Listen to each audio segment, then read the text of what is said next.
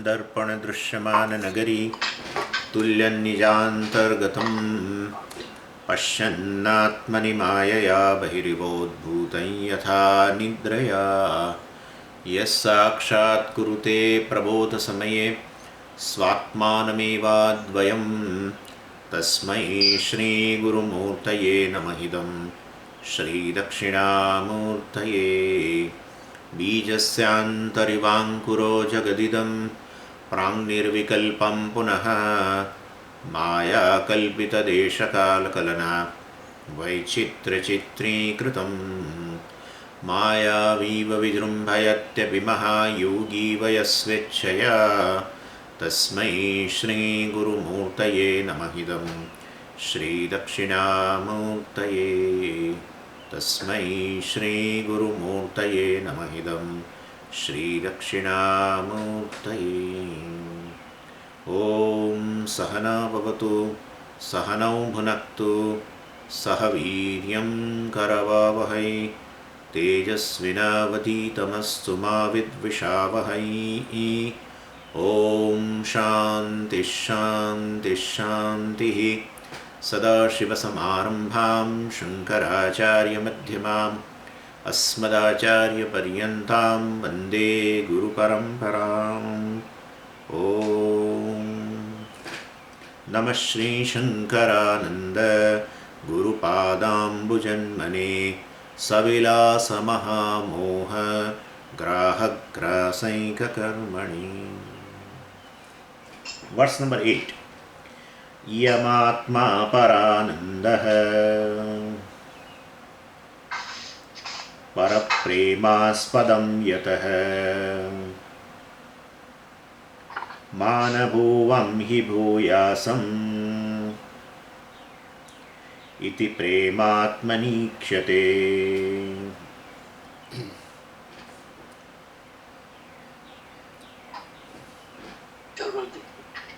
So now a larger picture, a bigger diagram of a consciousness has been given now. So we have seen that consciousness is independent. It is independent of the three states of experience. It is pervading all the three states of experience. It is invariably present in all the three states of experience. Other than the consciousness, everything appears and goes away. Everything comes and goes away. So that is a very important thing we have derived. Then second thing, if it is invariably present in all the states, then definitely, its nature must be existence. Whatever is a time-bound thing will definitely come and go away. So physical body comes and goes in a waking state. The senses also comes and goes in waking state. The mind remains and that also will be then in a dream state partially, and that also will go away when the dream state is over. And in deep sleep state, of course, consciousness and ignorance only are there. So basically, other than the consciousness in this Karyakarana Sanghata, in this assembly, in this assembly, everything is appearing and going away. And only consciousness is invariable factor. So consciousness, that is Chit, is called Sat. So that is, Chit is Sat. Sat means existence or invariable presence. And now Satchit alone must be the meaning of I. Because that is my real nature. That is my Swarupa. Because other than that, everything is Agantukam. And what is Agama Pai, which comes and goes and living behind me, then definitely it is not my nature. What leaves me behind and goes away, it's not my nature. And therefore, even though I claim that I am a physical body in a waking state, but the physical body remains only in the waking state, then it doesn't remain. And therefore, but I remain for the other states of experience also. And therefore, I must be, which is independent of I must be the independent of the body. The physical body is not my nature. Even though I claim because of ignorance that I am physical body, but that's not my nature. And all this, other than that, of course, mind, senses, everything also constantly changing. They appear and they go away. That, so they cannot be the meaning of the I. Only Satchit is a meaning of the I. I is the consciousness, invariably present in all the states, and therefore Satchit alone is my real nature. Other than that, there is. So other than that, well, nothing is my nature. What is agantukam, what is temporary is not my nature. So, well, and this can be understood also from other aspects also, like, you can take an example of, we generally in Vedanta we use a prakriya of a pratyabhignya, recognition. And see, that's a very beautiful thing. Like Soyam Devadatta, they give a very nice example of. So, Soyam Devadatta, so Saha Ayam Devadatta, that Devadatta is this Devadatta. So, it's very, very important to understand what is the invariable factor in that, in the statement. So, Saha means that. That person is, I mean, suppose, let's say a person who is my childhood friend. And that childhood friend, of course, he is meeting me after 30 years in a marriage. And somebody says, well, do you recognize him? And then I look at him and then try to recollect. And then later he said, the third person says, yeah, this is he's our good old friend, we was studying with me, studying with us, etc. And I recognize it, that person.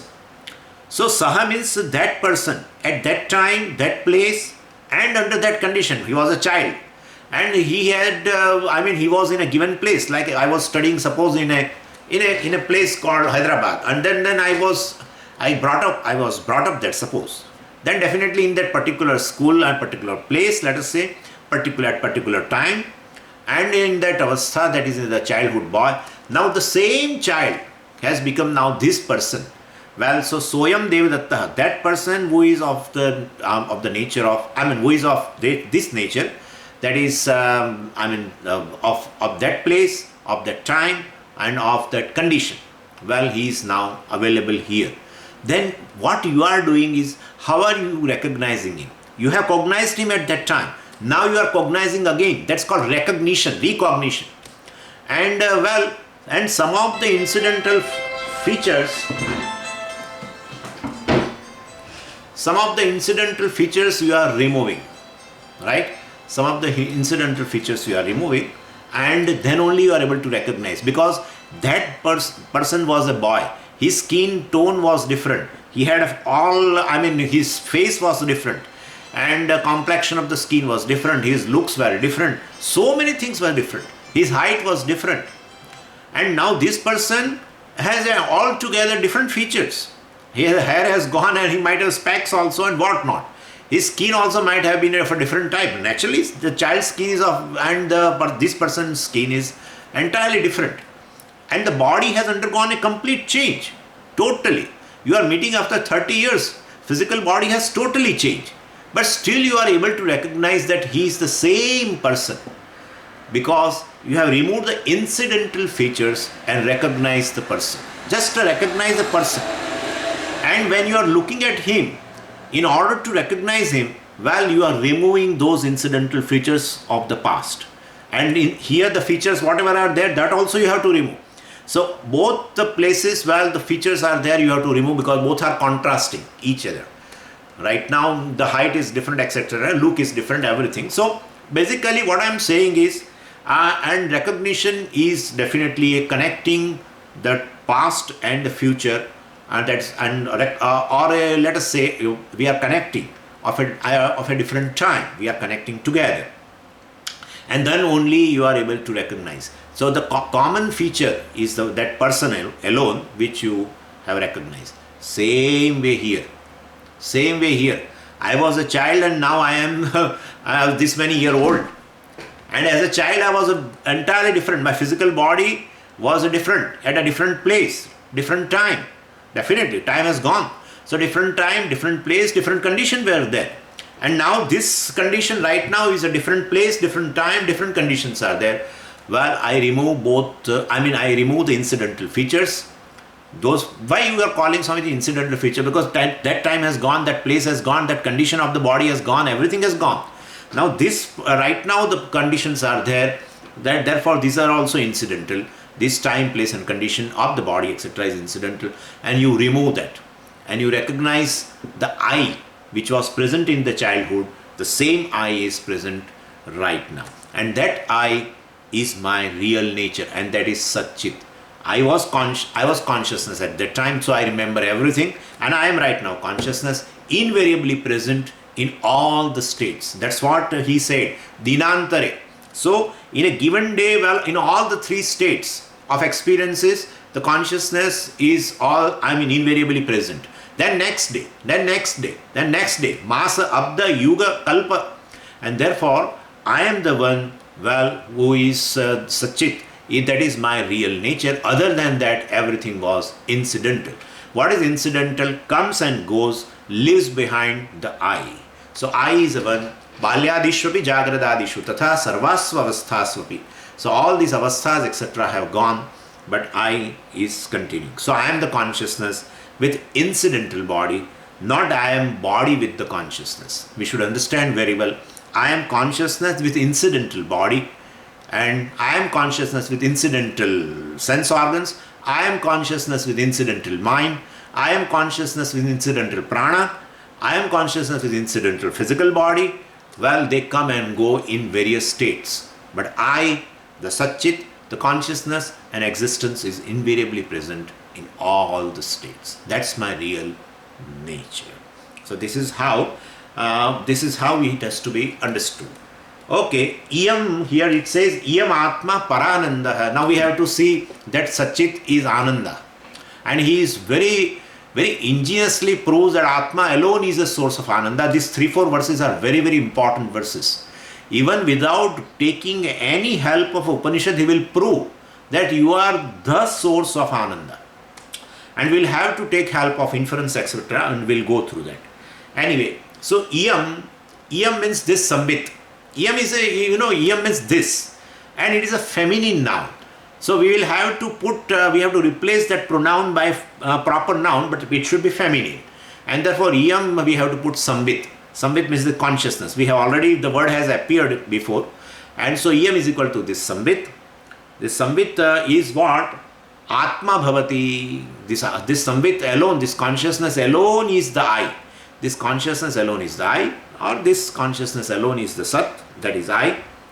And there are many words, of course, for Sambit, there is a Chaitanyam word also is there, and Bodha word also is there, and Chit word also is there. But anyway, this Iyam Sambit Atma Asti, this consciousness is a real I. So, well, now displace them. Old I with a new I, right? Old I was a confused I. You are saying body as I. You are saying sense organs as I. You are telling yourself as a seer, hearer, thinker, etc. So uniting with all these faculties, etc. Identifying with them. You are giving your wrong identification, which was your not real nature. They are all incidental. Well, you are identifying with the incidental attributes and telling yourself as a hearer, seer, etc. They are all incidental. Well, definitely. So replace Iyam Sambit Atma Asti. This consciousness alone is the I. That is my real nature. And but then what about old I? Still I am telling me, even though I know that I am Satchit, but I am using right now still. What? I am telling that I am man, I am human being, and I am sannyasi, and I am that, and I am Swami, and this and that. So I am using. You continue to use it. Don't tell everywhere that I am Satchit, I am Satchit. It is not necessary to tell that. People will consider you as a mad person. Therefore, don't tell that. It is your understanding who you are basically. That's a recognition on your part. But for a transactional purpose, use that whatever you are using earlier also, before the even knowledge dawned in you. So that is just a conventional I, we can say that I am a human being, etc. That's for transaction, it is okay. But I is basically Satchit Atma, and that is now Ananda Sarupa. We will have to see. That's how the Purushartha Siddhi also takes place. So Atma Parananda Bhavati. Iyam Atma Paranandaha bhavati. It's a nature of Ananda.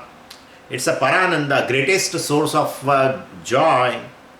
So, and we'll take help of a Anuman, inference here. And what is the inference, etc. Now we'll have to see that. So, Anumana Vakyam is already presented here in verse number 8.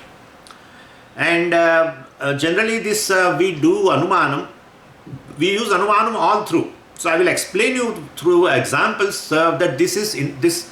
I mean, we use inference as a means of knowledge and we get knowledge also. So, and this functioning of this inference is employed in Tarka Shastra. And Tarka Shastra is basically nothing but the Nyaya philosophy and Vaisheshika philosophy. They are the philosophies, Indian philosophies, and they have their own vision, etc., of Atma and Moksha and everything.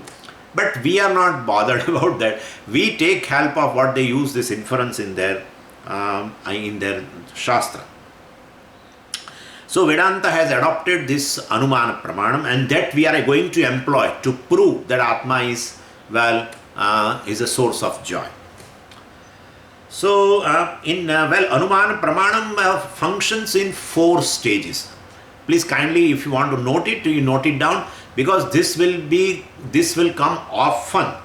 Everywhere it will come. This Anumana Pramanam will have to utilize in every text at one place or other. You will have to use this Anumana. So, you should have a clarity regarding this particular means of knowledge. So this Anumana Pranam functioning 4 stages.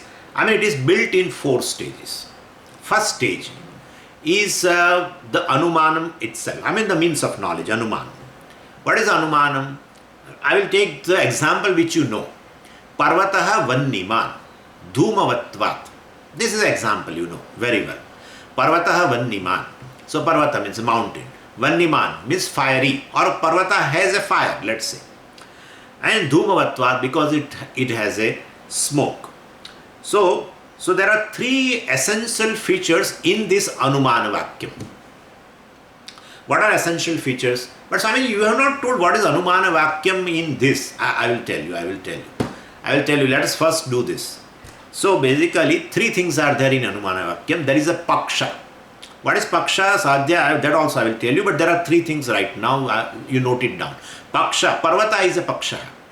Then Sadhyam is a Vanniman is a Sadhyam. And Dhumavatvat is a Hetu. Very essential 3 features are there in the Anumana Vakyam is Paksha, Sadhya and Hetu. Now, this particular Anuman which we have, which I have told you, Parvataha Vanniman Dhumavatvat. Parvataha Pakshaha, Vanniman Sadhyam, and Dhumavatvat is a Hetu. Now this particular Anumana Vakyam has a basis in a second stage. What is that second stage? It's called Vyaptihi. Vyaptihi. What is Vyaptihi? Yatra yatra dhumaha tatra tatra vannihi. Yatra yatra dhumaha tatra tatra vannihi. Wherever there is a smoke, there is a fire. So the inference has a basis. Anumana Vakyam has a basis in a Vyapti. Now that Vyapti has a basis in the third stage. What is the third stage? Drashtanta. Well, Vyapti is possible if there is a Drashtanta. And Vyapti will not be possible, is not possible without Drashtanta. So Drashtanta is called Vyapti Bhumihi. Means from the Drashtanta ground, you can get a crop of a Vyapti. So what is a Drashtanta? Yatha Mahanase. Yatha Mahanase. Just as in a big kitchen, you see that there is you see both the things together. What both the things? Fire and smoke. Both the things you are seeing. And so from there you find a Vyapti. But Swamiji, what is Vyapti? I am coming. So you find a Vyapti. From the Vyapti you make Anumana Vakyam. So we are making we are creating a 5-story or 4-story building in which these are the things. Anyway, so first is Anumana Vakyam, Parvataha Vanniman, Dhumavatvat, It has a basis in Vyapti. Yatra yatra dhumaha tatra tatra vannihi. Vyapti has a basis in Drishtanta, illustration, and that is, what is the Drishtanta? Yatha means a Drishtanta. Yatha mahanase, yatha pakashalayam, etc. etc. Or as in a kitchen. And Drishtanta has a basis in what? Simple. Drishtanta has a basis in pratyaksha, perception. Otherwise, illustration, how will you find? Illustration will you find through perception. So the fourth stage is a pratyaksha. Drishtanta is not possible without operation of a pratyaksha pramana. So now I will just tell you once again. Pratyaksha gives rise to Drishtanta. Drishtanta gives rise to Vyapti. Vyapti gives rise to Anumanam. Or Anumana Pramana, means inference. And Anumanam gives you knowledge. So the knowledge which is generated using a means of knowledge called Anumanam, that particular knowledge is called Anumitihi. Anumitihi. Knowledge is Pramana. So knowledge is called Anumitihi. So this is 5 stages are there till you reach the knowledge. These 5 stages are there. Pratyaksham, Drishtanta, Vyapti, Anumanam and Anumitihi. 5 stages. Okay. Now, Anumanam, but Anumanam means what? Inference. Now I will give you the meaning of all the words which I have used in Sanskritam. Anumanam means inference. Vanniman, I have told you. Vanniman means with fire or fiery. Dhumavatvat means with smoke. So mountain mountain is with fire because it is with smoke. Dhumavatvat is there. But Swami, Dhumavatvat, yeah. That's a 5th case. 5th case indicates a reason. And therefore, it gives a reason. Ramat. And so, Dhumavatvat. So, Parvataha Vanniman. So, mountain has a fire because it possesses smoke. Because. So, that is how it has been put in 5th case. Hetau Panchami, they call. For Hetu, they use a Panchami. Anyway, but what is, you told Paksha, Sadhya and everything. I am coming to that now. So, in Anumana Vakyam, there are 3 things I have told you. Paksha, Sadhyam and Hetu. Paksha means where you want to prove something. I want to prove fire. Fire where? On the mountain. And therefore, mountain is a Paksha. Where you want to prove something. Where you want to prove the Sadhyam, that is called Paksha. And so, Paksha means basically is a topic of discussion where we want to prove something. Sadhyam is definitely a conclusion to be arrived at. And Hetu means the clue, indicator or indicatory mark. And Vyapti means it is translated as a invariable coexistence. Or coexistence as such. Vyapti means coexistence. What is coexistence? Existence of both the things together.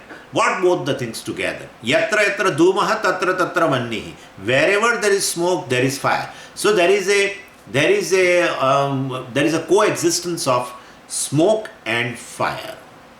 Don't write ulta. Yatra yatra vannihi tatra tatra dhumaha. Wherever there is fire, there is smoke. No, need not be. Need not be. It need not be. Basically in your kitchen there is no smoke. You are day in and out cooking everything, and definitely, but there is no smoke.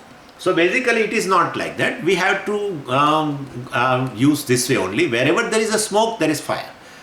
And wherever there is smoke, fire, there is smoke, need not be.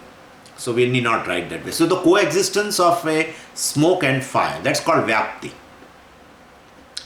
And and in that Vyapti, basically one thing is less pervasive, one thing is more pervasive.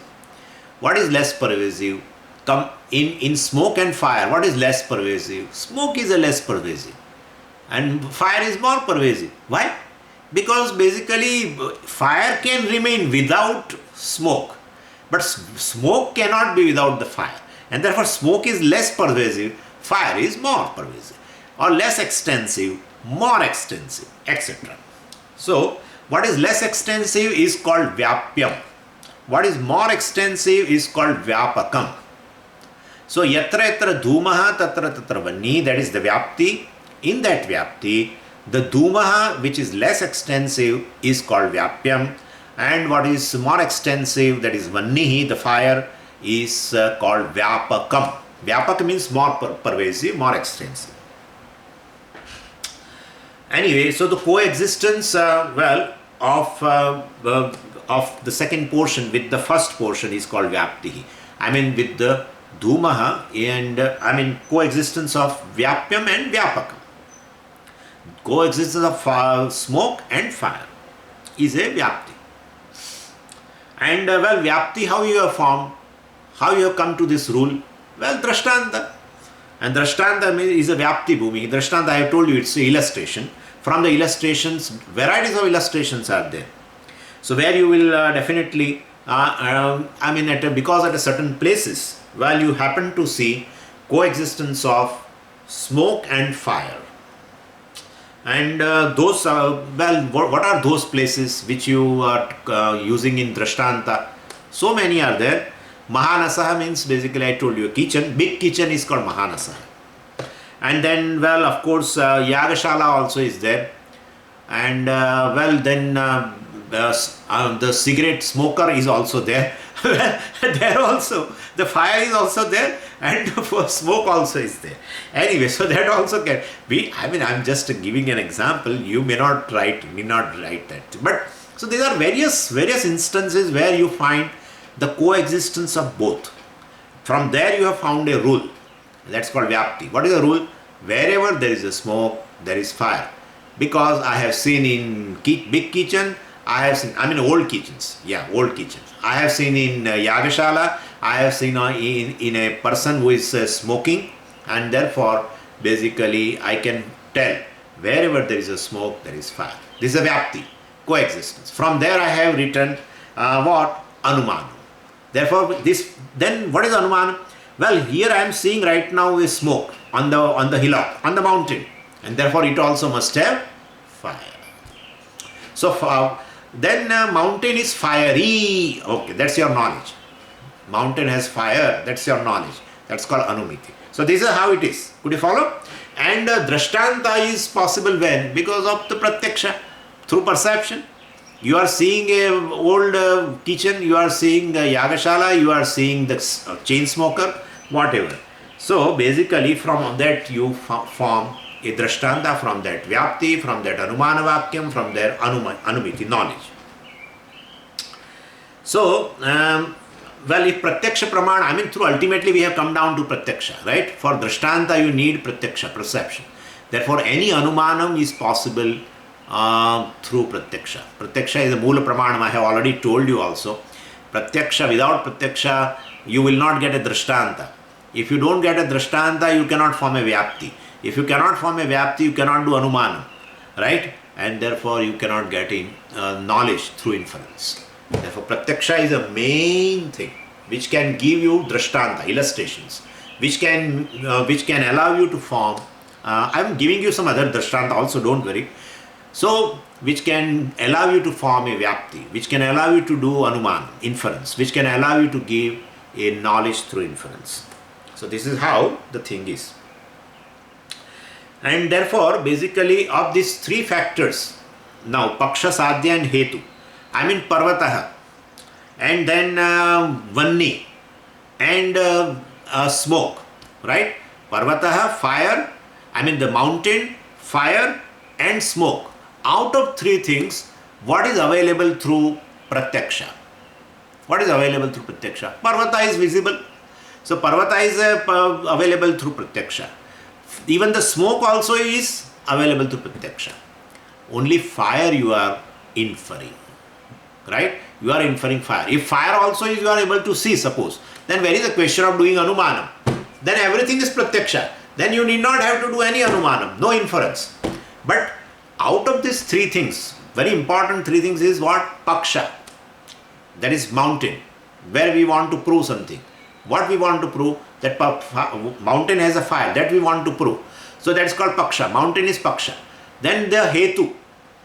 That fire, smoke is a Hetu and fire is a Sadhya. So in Paksha, Hetu and Sadhya. Mountain, then smoke and fire. Out of these three things, only one thing is not available for pratyaksha, which we prove through inference. Other two things are available. You are able to see the mountain, you are able to see the smoke on the mountain, only you are not able to see the fire, because the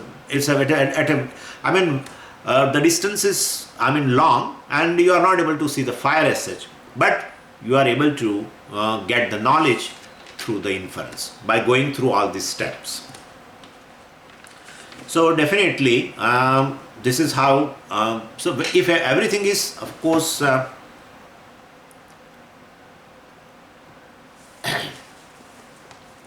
so this is how it works. Now, what is the mechanism of Anumanam? Of course, I have given you all the factors, but what is the mechanism of Anumanam, that I should tell you. For that, I will take you to Coimbatore right now, because what is happening is, which we have seen when Puja Swamiji was there, we were in a course. So, a particular, we used to go every day to Kutia to have a darshanam of Puja Swamiji, and so everyone, all brahmacharis, one by one, they go in the morning. And one day we were entering into the Kutia, and we found a VIP car outside with that, that red symbol. Of course, Modi ji have removed now all this, but in those days they were having that. On the car there is some kind of a signal indicating that this is a VIP car. And so it was there. And so we came to know that must be some person, must be important person, and must have come to see Swamiji. So anyway, we of course, but we have seen first time a car. We have not seen the person. But the person was sitting when we went to have a darshan of Swamiji, and we found the person was sitting in the next chair. So we related. What we related? This car and this person. Could you understand? This car and this person, we related. Then next day we went. Then next day also the same thing. Car was there, the person was there. Third day we went. The car was there and the person was there. Fourth day we went for darshanam. Car was not there, person was not there. And then what happened was, there were lectures in Coimbatore city, some Gita way and view of life or something. And we all brahmacharis went, lot of rush. The hall was fully packed. But when we entered into the premises, we saw the same car. Same car we saw with that red signal, this one. And in this, so many people in the hall, where we will find this person? But because of our that invariable coexistence, coexistence of these two things, a car and a person, in the ashram itself, we were able to know that the person must have been present in the hall. Could you follow? So, from the perception of the car and perception of the person, both the things was an initiating point. That's the perception. Pratyaksha led us, all the brahmacharis, it led us to make a vyapti. From pratyaksha we made a it's a drishtanta, and you can take it as a drishtanta, and we can make a vyapti. Yatra yatra yanam, tatra VIP guy, like that we have made this. Yatra yatra yanam is this car. Wherever this car is there, definitely this person must be present. Whether we see or not, that's a different matter. So this vyapti we have formed. And then the hall was a paksha, where we saw the car outside, and we inferred, we got the knowledge of the person in the hall, even though no brahmachari has seen him personally, because it was packed hall. I think around 1,000 people were there, and we were not able to, and he must be in the first row.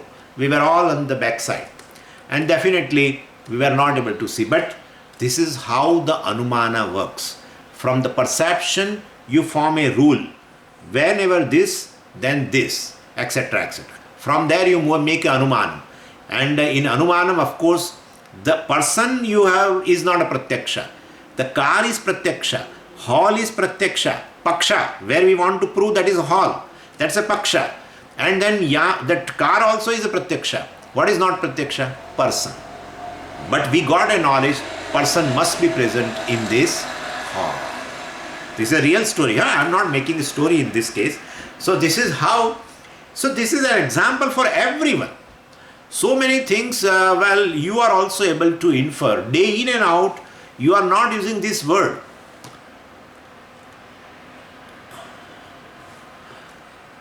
I mean, you are not using all these words Vyapti and Drishtanta and etc. Vyapti, Bhumi, etc. and Anumanam and Paksha and Sadhya and Hetu. You are not using words, but you are doing Anumanam day in and out.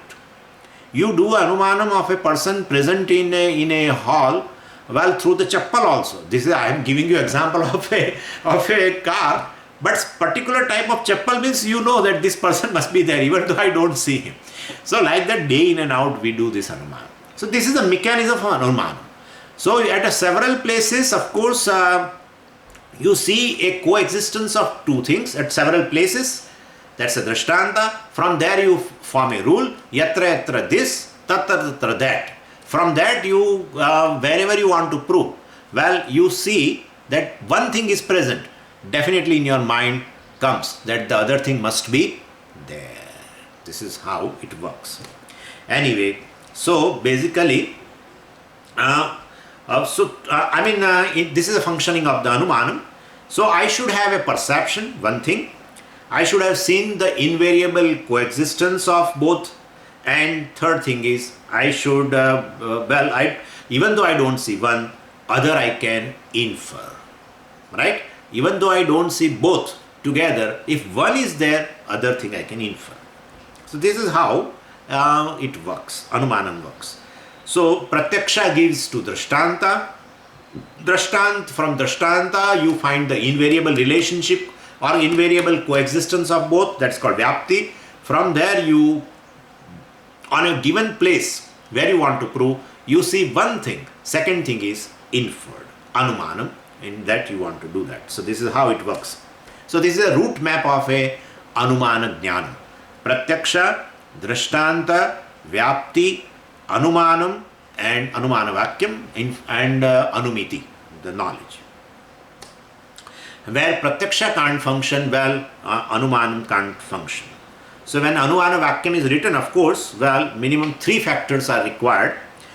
We generally, you see what Nayayika does, Nayayika do is, basically they go for all the 5. This is called Panchavaya Anumana. Panchavaya, 5 things are there.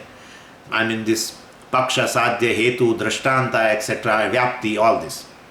But we take only 3. In Vedanta we use only 3 things. Paksha, Hetu and Sadhya.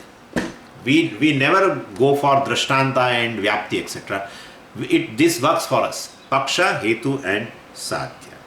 So Vedantic Anumana Vakyam, well, we don't write Vyapti, etc. We don't write invariable relationship.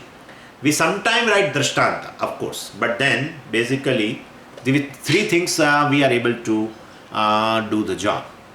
Now come to our Anumana. This is regarding Anumana.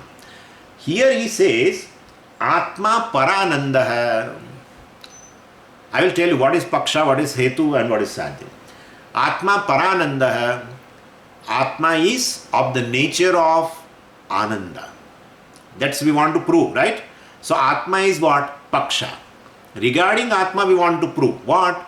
That it is the nature of Ananda. So what is Sadhyam? Parananda. That's what we want to prove. What is Sadhyam is what? What we want to prove. Where we want to prove? In Atma. So Atma is a Paksha. Parananda is a Sadhyam. And what is a Hetu? Hetu, Swami, you have not told what is Hetu. Correct, I have forgotten.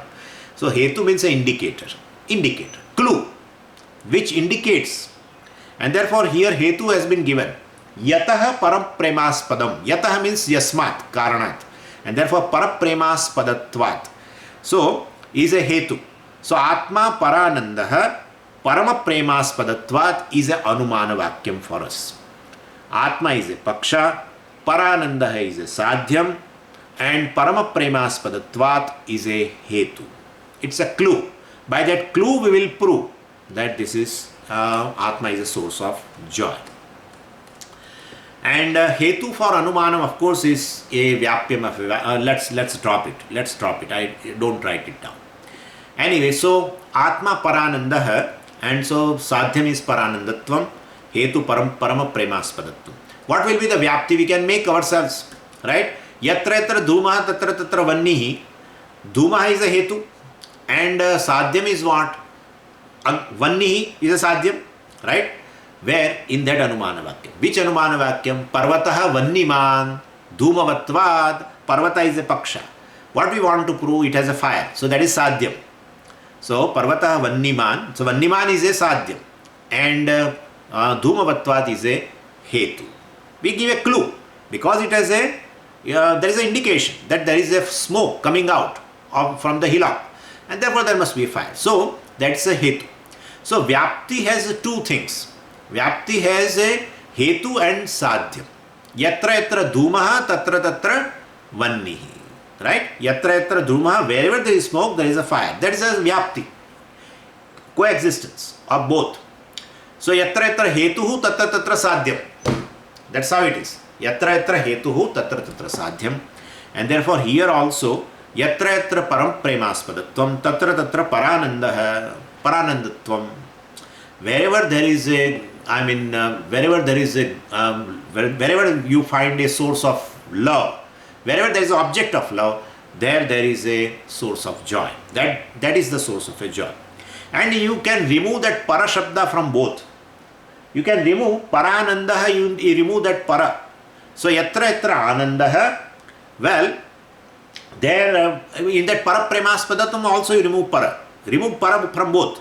Yatra yatra anandaha, well, tatra tatra premaspadatvam, or we will write properly, yatra yatra premaspadatvam, tatra tatra anandatvam.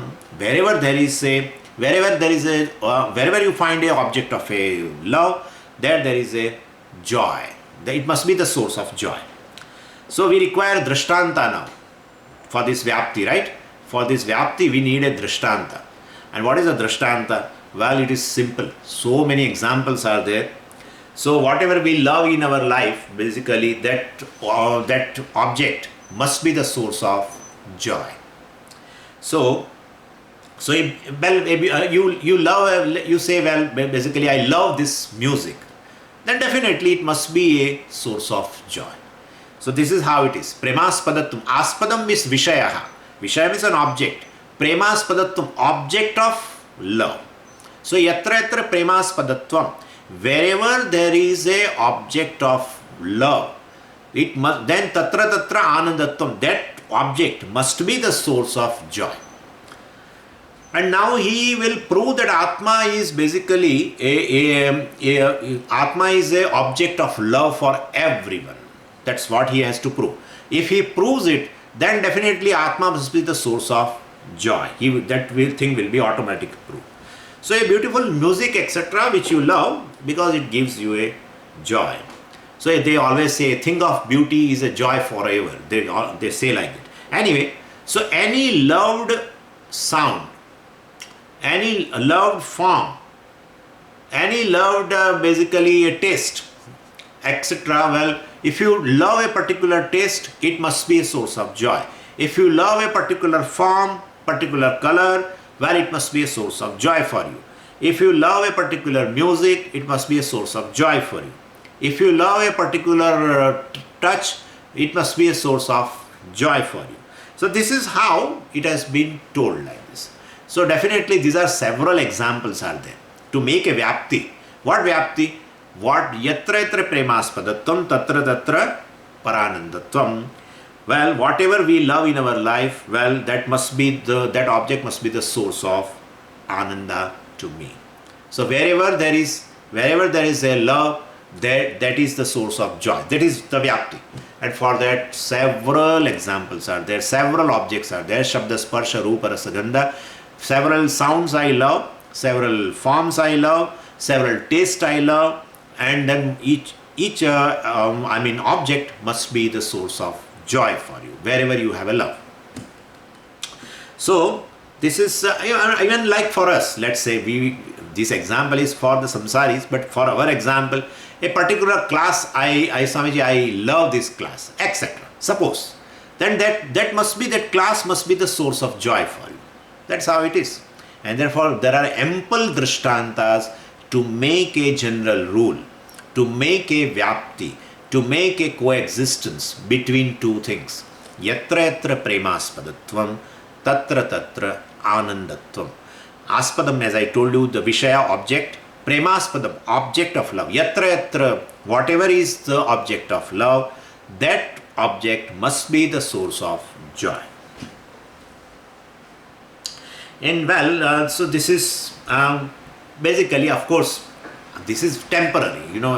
Sometimes it happens that even though we say, I love Pancadasi, this is just an example, I love Pancadasi class, but suppose this Anumanam etc. does not fit into my head, then the same Pancadasi class will be the source of headache, and the source of unhappiness also. And otherwise also, all the classes we don't enjoy. Sometimes we don't enjoy, either teacher is not mood, or we are not in mood, or whatever. So it's not that. So always, but we can always say that wherever there is whatever we love, that must be the source of joy at that time. At that much we can say. And in marriage also it happens sometimes, marriage also all the time, the other one person does not love the other. It happens that the fourth marriage happens to be with the first husband. And therefore, so the first husband was earlier given a divorce, then the second came and the third came, and then she realized that the original one was the better, and then again got married to that. Anyway, so basically, of course, love can be replaced by hate, etc. So then Puja Swamiji used to tell, I love you, then I allow you, etc. So anyway, but why you are saying all this? Because these rules are, these are not universal rules. But we can form these rules that at any time in my life, whatever is an object of love, that must be the source of joy for me at that time. That's all. That much we should be clear. Anyway, and that sources of love, sources of joy, etc. Object of love will be different because must be different for everyone, because the source of joy also would be different accordingly. And same, even the child also. Like you love your child, let's say son. You love your son when he is small. When he is grown up, you feel, I should not have a child at all. It's better I would not have a child. Parents say that. It's better, Swamiji, we would have been a sannyasi like you. Why we fall into all this trap? They say also. Anyway, but when a same object, when he was small, he was an object of love. So much love, you love so much your son, because he was a source of joy at that time. Anyway, so Vidyaranya says, Atma is a source of Ananda. Why? Because it is loved by everyone. It's object of everyone's love. Everyone loves Atma. Now we will have to see this. Of course, Upanishad is there, you know very well. It must have occurred in your mind.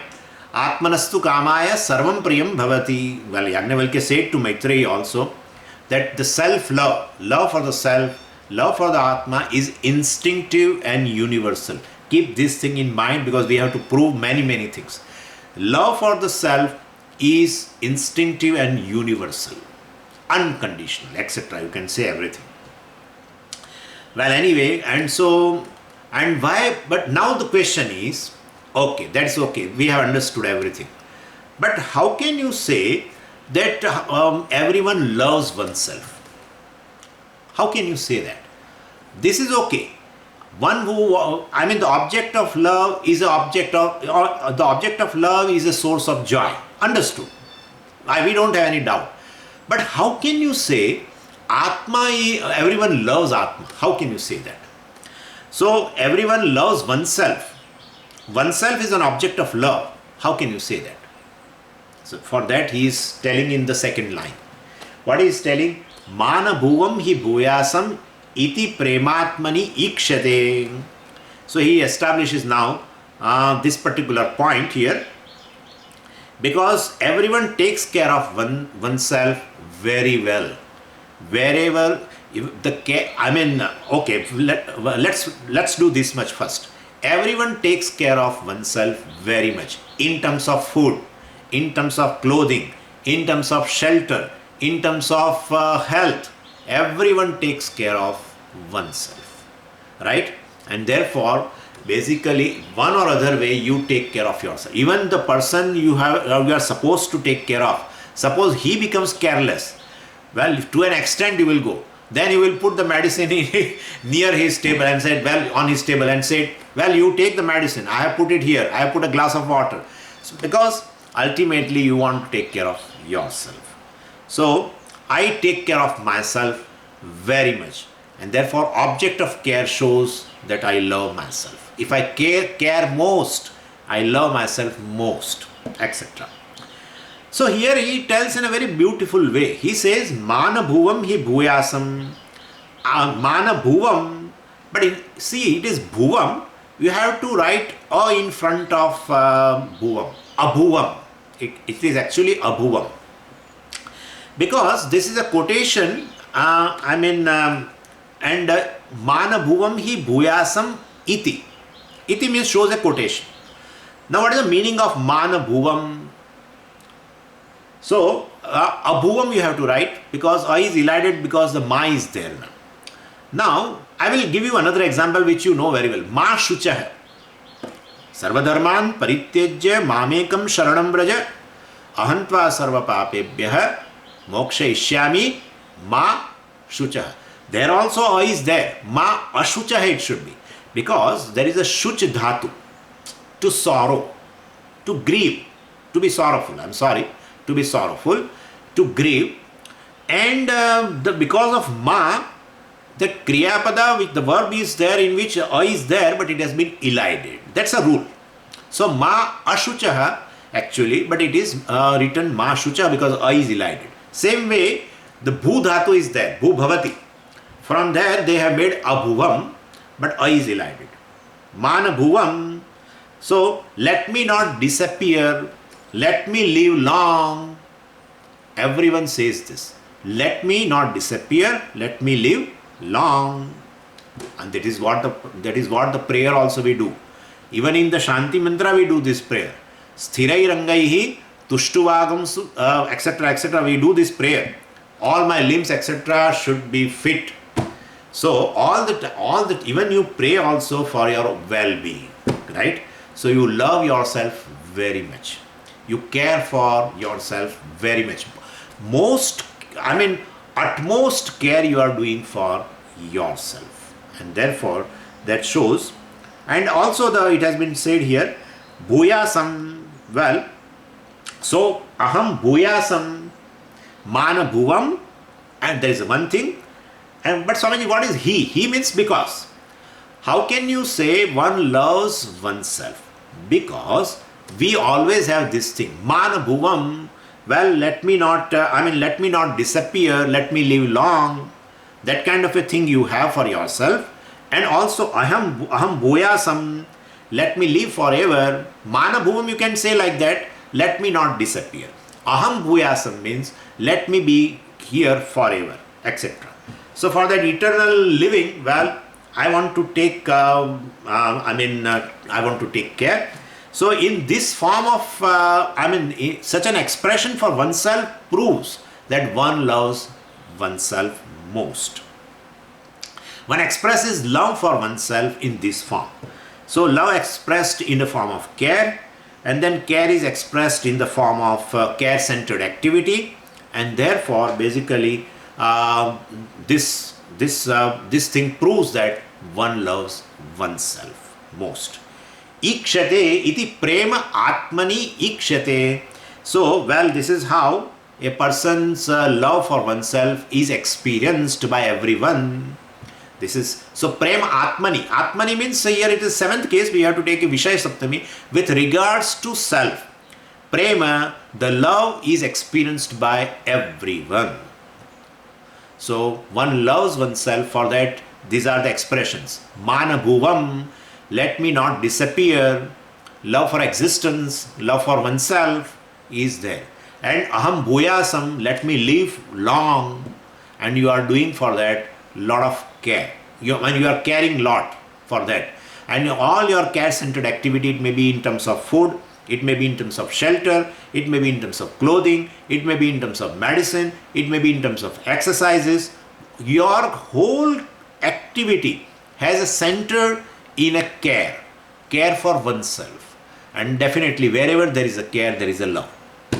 So therefore, definitely, but Swamiji, but the existence and love, how come it goes together?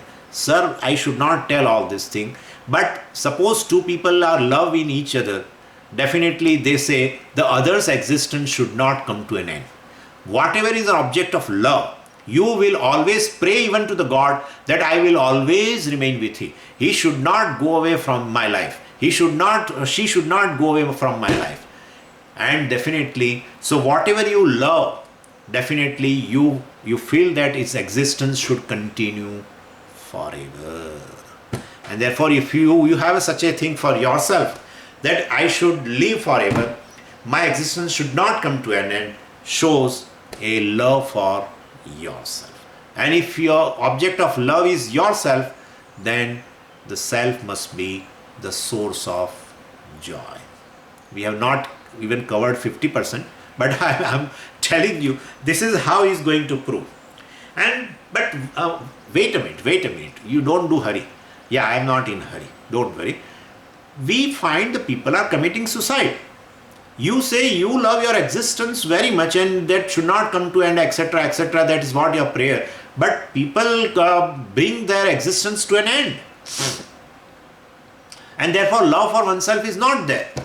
No, it is there.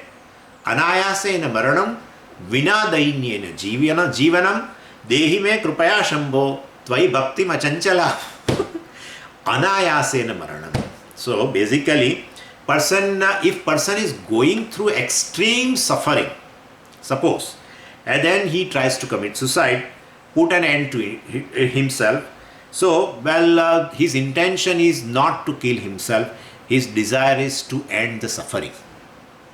His desire is not to end one's life. His desire is to end the suffering. How can you say that? He is ending his life and you are saying he has a desire to end his suffering. He has a desire to end his life, not suffering. Suppose a person who is suffering from a terminal disease and he has been given a hope by a doctor that such and such medicine has been found out or such and such vaccine has been found out and we will give you and you will be saved. Now will he commit suicide? You will be free from suffering. Suppose the doctor says, you will be free from the suffering of this terminal disease. Will he commit a suicide? No. So that proves he wants to live. But he has no hope from the end of the suffering, and therefore definitely he wants to put an end to the life, because he feels that by putting an end to the life, there will be an end to the suffering. And that is the reason no one wants to end one's life. No one wants to become a non-existent entity. It is impossible. It is impossible other way also, which I don't want to go into that topic right now because it will be a digression. But this is clear in our mind. Well, definitely no one wants to put an end to existence of oneself. That's for sure. One loves oneself most, because I want to continue forever. That's the thing. And so, once suppose if the person who is trying to commit a suicide, if he gets a hope, then he wants to live for more. Even if the doctor says this particular medicine is there, but it will postpone your disease. You can live another 10 years, 8 years, 9 years. He is still ready. He is ready for that. So definitely he wants to continue his existence. Even old age, etc. also is miserable, we feel, because suppose a gerontologist tell you that, we will give you a certain nutrients by which you will be sweet 16. Then definitely everyone wants it. Everyone wants it. And so nobody hates oneself. Everybody loves oneself. How can you say, Aham sarvada bhuyasam? Well, I have that thing in my mind that I want to live long. Sarvada bhuyasam. I want to live long. Mana abhuvam. I don't want to disappear. That's what you want. And therefore, definitely, Atmani, with regard to the self, well, such a kind of a love is sin, and therefore, Atma must be the greatest source of joy. But greatest source of joy? How can you say? Atma is the source of joy. That's okay. But Dalvada also gives a joy. And that bread also gives a joy. Don't say that Atma is the greatest source of joy. Well, we are going to prove tomorrow. Atma is the only source of joy. There is no other source of joy. We have not proved. Atma is the only source of joy, only source of Ananda. There is no other source of Ananda. Again, through Anumanam only we will prove. But basically, now you have come to know this Anumanam is like this. Yatra yatra premaspadatvam, tatra tatra anandatvam. So wherever you find an object of love, well, definitely that object must be the source of Ananda for you. And so you definitely have a love for yourself. Love for yourself is expressed in terms of a care for yourself, and care is expressed in terms of a care-centered activity for the self, and therefore, well, definitely, including yoga. Yoga is, Puja Swamiji used to tell, yoga is nothing, yoga, is basically an activity which shows a love for the self. So, definitely, anyway. So, now next step is only this. Atma is a only source of Ananda. There is no other source of Ananda.